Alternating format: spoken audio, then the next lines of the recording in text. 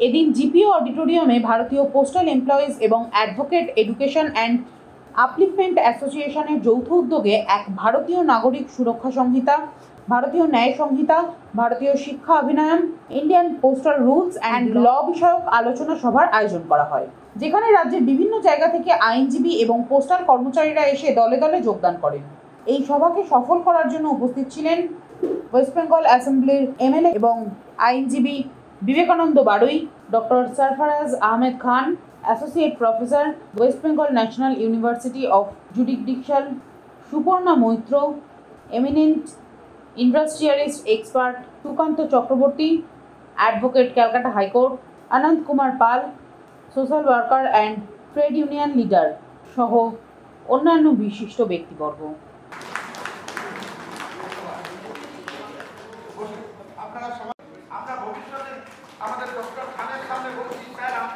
সম্বর্ধনা দেওয়া হলো, আমিও তার সঙ্গে সঙ্গে সহযোগিতা। আমি শিলা দত্ত, তাকে একটু বলবো আমাদের এখানে পাপিয়া ব্যানার্জি যেখানে আমাদের মধ্যে উপস্থিত, তাকে একটু বরণ করে নেওয়ার জন্য। এরকমভাবে লেখা নেই নতুন ভাবে, কিন্তু সিটিশনটা কিন্তু এসেন্স সরানো হয়নি। এবং আমি সামাজিক একজন প্রতিনিধি হিসেবে আপনাদের মতো গণ্যমান্য আইন বললাম, এই ফর্মুলাটা হয়ে গেল 5 থেকে 6 বছর।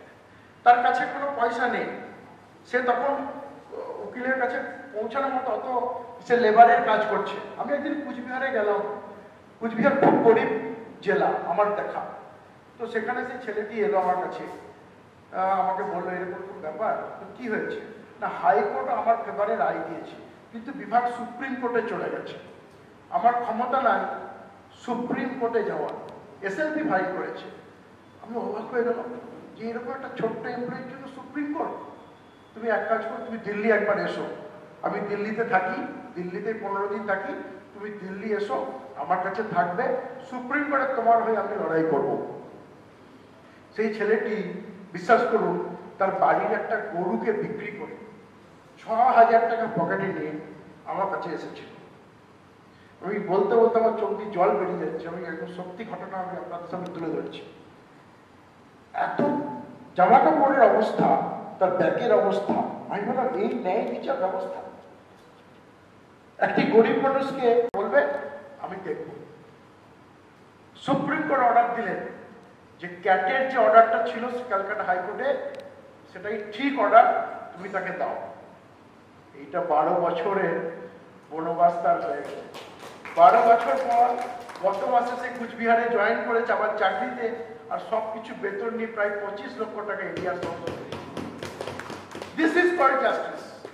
আর এই জাস্টিসের কাজটা উকিল না হয়েও আমি করতে পেরে আমার মনের ইচ্ছা আপনাদের মতো আমি পূরণ করতে পারি। পোস্ট অফিসে কি চলছে? পোস্ট অফিস মানে চিঠি লেখার কাজ, কিন্তু পোস্ট অফিস মানে বিশ্বাস করুন না চিঠি লেখার কাজ নেই, কিন্তু পোস্ট অফিসে চিঠি আজও বিলি হয়। পোস্ট অফিসে পোস্টম্যানরা আজও চিঠি বিলি করতে যায়। তথাকথিত কুরিয়ার সার্ভিস যারা আছে তাদের কাছে গিয়ে যদি চিঠি দেন, দিল্লিতে সুপ্রিম কোর্টে একটা চিঠি যাবে, আপনারা সঙ্গে সঙ্গে স্যার দেন, আপনার বাড়িতে এসে নিয়ে যাবেন। তাকে বলুন বীরভূমের মুরারয়ের একটি গ্রামে চিঠি পাঠাবো, সে নেবে না। তার জন্য এই পোস্ট অফিস আছে যে আপনার গ্রামে পর্যন্ত সে চিঠি পৌঁছে দেবে। এটা বেসিক ডিফারেন্স। আমরা সরকারকে বারবার বলেছি, সরকার বলছেন there is no law to control them. সরকারের কাছে কোনো আইন। উত্তরটা দিয়ে আইনের জগতের লোক আমি। সংবিধানে কিছু ব্যবস্থা রাখা আছে। একটা হচ্ছে কোন কোন আইন ডেল্ড বাই সেন্ট্রাল গভর্নমেন্ট, কোন কোন আইন ডেল্ড বাই দ্য স্টেট গভর্নমেন্ট, আর কোনটা স্টেটস এবং সেন্ট্রাল দুজনই পারে কনকারেন্ট লিস্ট বলে। অর্থাৎ এই যে নতুন যে 3টে আইন হয়েছে, এই 3টে আইন তার অ্যাপ্লিকেশন অফ দ্য ল সারা দেশব্যাপী এটা কনকারেন্ট লিস্টে স্টেট গভর্নমেন্টের এখতিয়ারের মধ্যে পড়ে। যেটা যেটা প্রয়োজন আছে সরকার in course of the time amendment করতে পারে। যেমন বললাম 2009 সালে, 2013 সালে, 1973 সালে তো সিআরপিসিটা অনেকটাই পরিবর্তন হয়ে গেছিলো, অ্যামেন্ডমেন্ট হয়। তো সেই অ্যামেন্ডমেন্টগুলো স্টেট গভর্নমেন্ট আনবেন। আর এই অ্যামেন্ডমেন্টটা কখন আনবে? In course of the time, চলতে চলতে যেখানে আইন দেখা যাবে গ্রহণযোগ্যতা একটু কম আছে, সেই জায়গায় অ্যামেন্ডমেন্ট হবে, সেই জায়গায় প্রোভাইসও হবে, সেই জায়গায় অ্যাডিশন অল্টারেশন হবে। আজকে 25 দিনের মাথায় যদি বলা যায় কোনো অ্যামেন্ডমেন্ট আনতে হবে, তাহলেও যেমন এটা ভুল, তেমন যারা বলছেন যে আইনের ভুল আছে তাদেরও এই ভাবনাটা ভুল, কারণ অ্যামেন্ডমেন্টের জায়গা রাজ্য সরকারের আছে। আজকে একটা নতুন কমিটি হয়েছে, আমি খবর পেয়েছি রাজ্য সরকারের, সবাই শুনেছেন। কিন্তু যেটা রাজ্যপাল কেন কনস্টিটিউশনাল যে কোনো অফিস যে কোনো পয়েন্ট প্রশ্ন করবে যে টার্মস অফ রেফারেন্সেস কি, what are the terms of references for constituting this body. এ বডির কাজ কি, এ বডির কাজ কি হবে, এ বডি কিসের জন্য তৈরি হয়েছে, এ বডি প্রথমে জানাবে যে এই আইনটা আনবার সময় ভারতবর্ষে রাজ্য সরকারের স্বরাষ্ট্র দপ্তরের মধ্যে মাধ্যমে পুলিশের কাছে নেসেসারি ইনফরমেশন পাঠানো হয়েছিল কিনা, তার জবাব রাজ্য সরকার দিয়েছিলেন কিনা, এই প্রশ্নগুলো আজকে আসবে। তারপরে কমিটি হবে, তারপর কমিটি কাজ শুরু করবে, অর্থাৎ দেয়ার আর স্কোপ অফ অ্যামেন্ডমেন্ট। কিন্তু আজকেই অ্যামেন্ডমেন্ট হয় না, আইন চলতে চলতে আইনের অ্যাপ্লিকেশনে কোর্টগুলো মতামত দেবে, সরকার দেয় না, ল মেকার্সরা দেয় না। অ্যামেন্ডমেন্টের স্কোপ দেয় কোর্ট, লয়ার, জনগণ যখন মনে করবে যে কোনো জিনিসটা ঘাটতি আছে, তার কথাটা তুলবে কোর্টে। কে তুলবে? লয়ার। কারের কাছে তুলবে? কোর্টের কাছে। কোর্ট কার অ্যাটেনশন ড্র করবে? ল কমিশনে। এই প্রসিডিওরগুলোর মধ্যে কিন্তু সরকার নেই। অর্থাৎ সরকার যখন বলছে যে এই আইনটা আমরা মানছি না বা এই আইনটা মানা সম্ভব নয়, প্রথম ভুল যে সরকারের এটা বলার কোনো এখতিয়ারই নেই। এটা বলবে মানুষ, এটা বলবে লিটিগেন্ট পিপল, এটা বলবে কনস্টিটিউশনাল ফ্রেমওয়ার্কে যারা লিটিগেশন ফেস করছেন তারা বলবেন। তাই আমি আপনাকে বলি যে এই কথাটা যারা বলছেন, 1 জুলাই যদি আইনটা ঠিক না থাকে তো 2 জুলাই আইনটা ঠিক হলো কি করে? যে কাজ বন্ধ রেখে দিলাম 1 জুলাই, 2 জুলাই আমরা আবার ওই অ্যাপ্লিকেশনগুলোই ওই আইনের বলে করছি, এটা হাস্যকর। আমি তো বার কাউন্সিলের মেম্বার, ইলেক্টেড মেম্বার।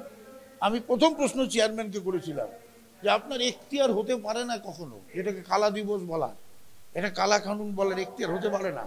কারণ ফ্রেমাররা ফ্রেম করেছে, ডিবেট হয়েছে। বললেন না, এমপিদেরকে তাড়িয়ে দেওয়া হয়েছিল, এমপিদেরকে বের করে দেওয়া হয়েছিল, ডিবেট হয়নি। আমি বললাম 42nd অ্যামেন্ডমেন্ট 1975 সালে হয়েছিল না? কজন এমপি ছিল পার্লামেন্টে কোনো এমপি ছিল না, সব তো মিসায় ভোট অ্যারেস্টেড ছিল। তাহলে সংবিধান সংশোধন হলো কি করে? 42তম সেকুলারিজম ঢুকলো কি করে? কোনো ডিবেট হয়নি তো, আজও তো আমরা মেনে নিচ্ছি। সেই জন্য ডিবেট করাটা আলাদা জিনিস। আজকে কি 42তম সংশোধনের ডিবেট হয়নি বলে আজ কি আবার নতুন করে ডিবেট হবে না? সেই জন্যে এই আইন যেটা হয়েছে এটা সংশোধনযোগ্য যে জায়গা সেটা আমরা যাতে শুনি, যাতে আমরা বুঝি, তার জন্যে আমরা এই সেমিনারগুলো করছি, ওয়ার্কশপগুলো করছি। কোথায় কোথায় ল্যাকুনা আছে, ডেফিসিয়েন্সিজ আছে, শর্ট কামিং আছে, আমরা সেটা করব। আমরা ভেরি মাচ গ্রেটফুল যে পোস্টাল এমপ্লয়িজ অ্যাসোসিয়েশনের কর্মকর্তারা এই প্রোগ্রামটা সমাজ ব্যবস্থা আনবার জন্য আমাদেরকে যে সাহায্য করেছেন, we are very much grateful, very much. আমরা সমস্ত কেন্দ্রীয় সরকারের সমস্ত সংগঠনগুলো, কর্মচারীদের, অফিসারদের যত সংগঠন, সবার কাছে আমরা আহ্বান জানিয়েছি রিলেভেন্ট রুলস, রিলেভেন্স লর উপরে সেমিনার হোক, আমরা অ্যাসিস্ট করব। আমরা সবসময় আছি। এই অনুষ্ঠানটা জনগণেরও দরকার জানা। দেখুন, আমাদের সরকার অনেকগুলো আইন চেঞ্জ করেছেন, বিশেষ করে আইপিসি, ইন্ডিয়ান পিনাল কোড, ভারতীয় ন্যায় সংহিতা, সাক্ষ্য অ্যাক্ট এবং 3টে যে নতুন আইন চেঞ্জ করেছেন, তার সঙ্গে সঙ্গে আরও একটি কলোনীয় আইন ছিল, ইন্ডিয়ান পোস্ট অফিস অ্যাক্ট। 1898-এ যে পোস্ট অফিস অ্যাক্ট চালু হয়েছিল তার কোনো বদলাও আজ পর্যন্ত হয়নি।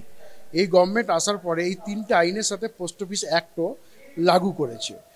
আমরা দেখেছি কলোনিয়াল সময় থেকে, ব্রিটিশ জামানায় আমাদের শাস্তি দেওয়ার প্রভিশন ছিল, কিন্তু ঠিকমতো আইনি ব্যবস্থা বা ঠিকমতো আমরা যে ভিকটিম করার জন্য যে ক্রিমিনাল প্রসিডিওর, সেগুলো কিন্তু অনেক পরে ধীরে ধীরে এসছে।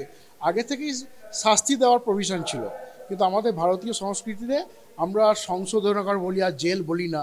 এই যে পরিবর্তন এসছে, এর একটা নিরূপণ করা দরকার।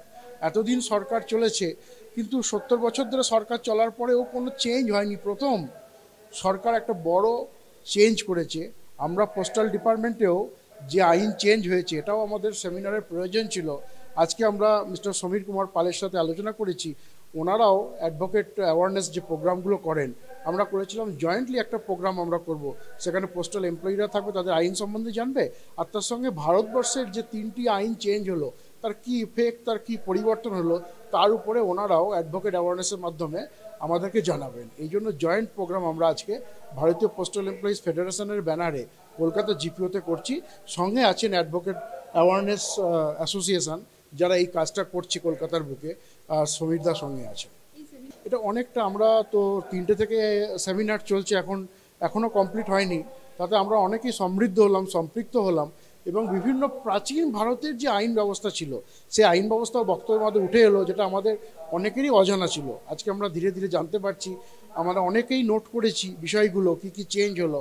তার সঙ্গে আমাদের পোস্টাল ডিপার্টমেন্টের যে পোস্ট অফিস অ্যাক্ট, এটা নিয়ে অনেকেই হয়তো পড়াশোনা করেননি, কিন্তু আজকে সেমিনারের মাধ্যমে তারাও আজকে জানতে পারলো। এই অ্যাওয়ারনেসটা তো প্রচণ্ড প্রয়োজন সমস্ত জায়গায়। আমি তো অনুরোধ করব সরকারকেও যাতে এই সামিল হয় এই অ্যাওয়ারনেসে। আমরা যারা ব্যক্তিগতভাবে উদ্যোগ নিয়ে করছি, সেখানেও সরকারের আসা উচিত যে সমস্ত জায়গায় অ্যাওয়ারনেস প্রোগ্রাম করা। রাজনৈতিক দৃষ্টিকোণ থেকে তো এই রাজ্য সরকার সেন্ট্রাল গভর্নমেন্টের সাথে একটা বিরোধিতার জায়গা আছে। সব বিষয়ে আমরা বিভিন্ন পত্রপত্রিকা দেখেছি, প্রতিটা বিষয়ই বিরোধিতা করে। আমরা জানি রাজ্য সরকারের কিছু কাজ খুবই ভালো, যেটা গ্রহণযোগ্য, সেটা গ্রহণ করা উচিত। আবার কেন্দ্রীয় সরকারের যে কাজগুলো সেগুলো গ্রহণ করা উচিত। এটা একটা সমন্বয় ভীষণ প্রয়োজন, তবেই মানুষের আপলিফমেন্ট হওয়া সম্ভব। মানুষের আপলিফমেন্ট হতে গেলে শুধুমাত্র একটা রাজ্য সরকারের স্কিম বা শুধুমাত্র একটা কেন্দ্রীয় সরকারের স্কিমে সম্ভব না, যৌথ স্কিমেই উন্নয়ন সম্ভব, সেটা আমরা মনে করছি। পোস্টাল এমপ্লয়িজদের উদ্দেশ্যে একটাই কথা, যে আমাদের মাথার মধ্যে যেটা আছে, পোস্টাল সিস্টেম চলে যাচ্ছে, পোস্টাল ডিপার্টমেন্টে কিন্তু পোস্টালের যারা কম্পিটিটর তারা সঙ্গেই যাচ্ছে। বিশেষ করে আমি কুরিয়ার সার্ভিসের কথা বলবো। কুরিয়ার সার্ভিসে যেমন পোস্টাল ডিপার্টমেন্ট যতদিন চলছে, কুরিয়ার সার্ভিসও চলছিল। কুরিয়ার সার্ভিস কন্ট্রোল করার কোনো আইন আজ পর্যন্ত সরকারের কাছে ছিল না।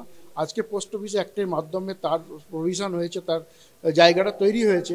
আর পোস্টাল ডিপার্টমেন্ট অনেকেই ভাবে যে পোস্ট অফিসে কাজপত্র হয়তো কমেই গেছে, চিঠি কেউ লেখে না, যায় না, এমনটা নয়। আজকের ডেটে মানুষ চিঠি লিখছে, বিভিন্ন কর্মচারীরা তাদের জায়গায় কাজ করছে, এবং সরকারের যে বিভিন্ন স্কিম আছে তার বেনিফিশিয়ারিদের কাছে যাতায়াতের মাধ্যমেই হচ্ছে পোস্টাল ডিপার্টমেন্ট। তাদের আধার কার্ড তাদের কাছে পোস্ট অফিসের মাধ্যমেই আসছে, আরও বিভিন্ন ওয়েতে তারা পোস্ট অফিসের মাধ্যমে উপকৃত হচ্ছে। সেই জন্য পোস্ট অফিসের সিস্টেম সারা ভারতবর্ষের সবচেয়ে বড় নেটওয়ার্ক, আর সেই নেটওয়ার্কের মাধ্যমে সরকার তার মেসেজ পৌঁছাতে সক্ষম হচ্ছে। সেই জন্য তার ইম্পর্টেন্স সর্বদা আছে, এখনও আছে। পোস্টাল এমপ্লয়িজ অ্যাসোসিয়েশন এবং অ্যাডভোকেটস এডুকেশন এবং আপলিফমেন্ট অ্যাসোসিয়েশন এই যে এরকম একটা মঞ্চ তৈরি করেছেন, তাতে সকলে মিলে নতুন যে আইনগুলো হয়েছে সেটার সম্বন্ধে সচেতনতা বৃদ্ধি করারই একটা প্রচেষ্টা। এবং যারা শুধুমাত্র একটাতে থেমে গেলেই হবে না, এটা একটা নিরন্তর প্রয়াস করতে হবে। এবং যারা যারা এটাতে অংশগ্রহণ করবেন তারা নিজেদেরকে আরও বেশি যুগোপযোগী করে তুলতে পারবেন বলেই আমার ধারণা। প্রথম কথা হচ্ছে সেটা তো পোস্টাল লজের মধ্যে পড়বে। আজকে মূলত যেটা আলোচনা আপাতত যেটা হয়েছে সেটা হচ্ছে Indian penal code, criminal procedure act এবং ইন্ডিয়ান এভিডেন্স অ্যাক্ট, সেটা পরিবর্তন করে ভারতীয় ন্যায় সংহিতা, ভারতীয় নাগরিক সুরক্ষা সংহিতা এবং সাক্ষ্য অধিনিয়ম, ভারতীয় সাক্ষ্য অধিনিয়মটার উপরে হয়েছে। পোস্টালের ইম্প্যাক্টটা আমরা এখনও সেটা আলোচিত হয়নি। আমরা আশা করছি যে যারা সেটার সাথে যুক্ত আছেন তারা সেটাতে আরও বেশি আলোকপাত করতে পারবেন যে এই নতুন নিয়মগুলো হওয়ার সাথে পোস্টাল ওয়ার্কারদের উপরে কী প্রভাব পড়বে। প্রথম কথা হচ্ছে আমরা তো ৭৭ বছর পরে, তার কারণ যখন এই আইনগুলোকে পরিবর্তন করা হয়েছিল তখন স্পষ্টত বলা হয়েছিল এটা সংশোধনী নয়, এটা সম্পূর্ণ একটা নতুন আইন কাঠামো, যেটা ভারতবর্ষের সভ্যতা, ভারতবর্ষের সংস্কৃতি, ভারতবর্ষের মূল্যবোধের সাথে তাল মিলিয়ে যেটা চলতে পারে সেটা ভিত্তি করেই নতুন করা হয়েছে। এখানে প্রচেষ্টা এটা করা হয়েছে যাতে সাধারণ মানুষ বিচার ব্যবস্থার অনেক সরলভাবে পেতে পারেন। কিন্তু যেহেতু ৭৭ বছর পরে করা হয়েছে এবং সেখানে বিভিন্ন লোক যারা এই আইনটা প্রণয়ন করবেন, আইন রূপকার আছেন বা প্রণয়ন করবেন, তাদেরও একটা সেটা শিক্ষা গ্রহণ করতে হবে, যার জন্য এরকম একটা মঞ্চ তৈরি করছেন। তার কারণ তারা যদি সেই আইনটার সাথে সড়গড় না হতে পারেন, তাহলে মানুষকে তারা সুযোগ্য বিচার দিতে পারবেন না। সুতরাং তাদেরকেও শিক্ষানবিশের আসনে বসতে হবে এবং নিজেদেরকে সড়গড় করে তুলতে হবে, যাতে মানুষকে সাহায্য করার জন্য তারা ঠিক সাহায্য করার জায়গায় থাকেন। আমরা আগেও বলেছি, শুধু সংগঠনের দিকে নজর দেয় না, সামাজিক কল্যাণের দিকেও নজর দেয়। যেহেতু এই 3টে আইন প্রণয়ন হতে চলেছে, সমাজকে জানানো, সমাজকে অ্যাওয়্যার করার জন্য তারা এই ব্যবস্থা করেছে। আমরা এই ব্যবস্থা করতে আমরা ধন্যবাদ জানাচ্ছি আমাদের এই বার অ্যাসোসিয়েশনে যারা এসছেন, লয়ারদের, তারা আমাদের সঙ্গে মিলিতভাবে এই প্রচেষ্টায় সামিল হয়েছে। দেখুন, ভারতীয় মজদুর সংঘ 70 বছর তার স্থাপনা দিবস হলো।